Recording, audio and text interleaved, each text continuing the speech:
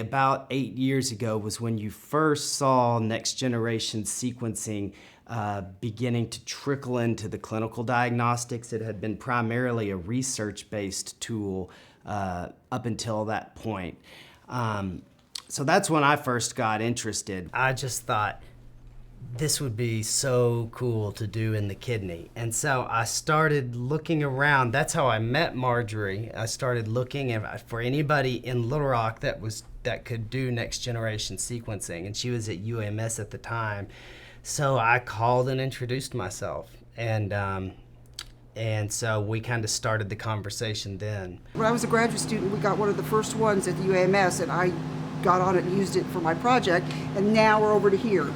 Which is dramatic. The machine I had at the UMS was a GA2, which was this massive thing about this big, and this replaced with that. So it's just phenomenal. The pace is just phenomenal.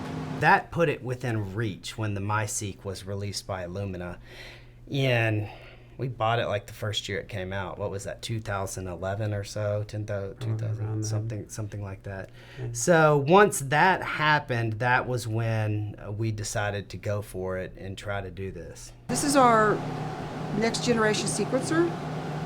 It's the smallest unit right now that it's on the market really.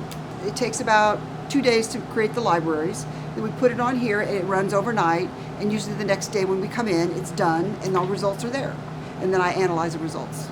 The genetics panel that we have, the renal genetics panel, is approximately 300 so genes, I think slightly less. And that part's really amazing as far as a renal panel. And we're in the process of rolling out multiple components from that. So we've got a big list of genes, and then we package them into panels.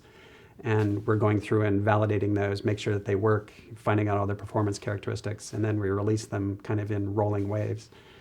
And Chris is the one that set that up. All you have to know is the disease category, and if you can say the patient has FSGS, then we can test every gene known to be associated with FSGS. It makes it much simpler for a clinician to order the test. It's also going to make it a lot cheaper to perform the test and to really be able to rule in or out a genetic underlying etiology for the patient, and definitively do so because we're testing all the genes. So for about the same price, it literally is about the same price to test all the genes associated with a condition as it was previously to test one gene. It's a really good group. I think we have a really good team. Marjorie Beggs, Dr. Beggs, who's a PhD in the lab, is just phenomenal. Chris is also exceptional, not only as a renal pathologist, but on the genetic side. He's got amazing talent that way. And so I think together as a team, I think it's strong and a lot of fun to kind of work with.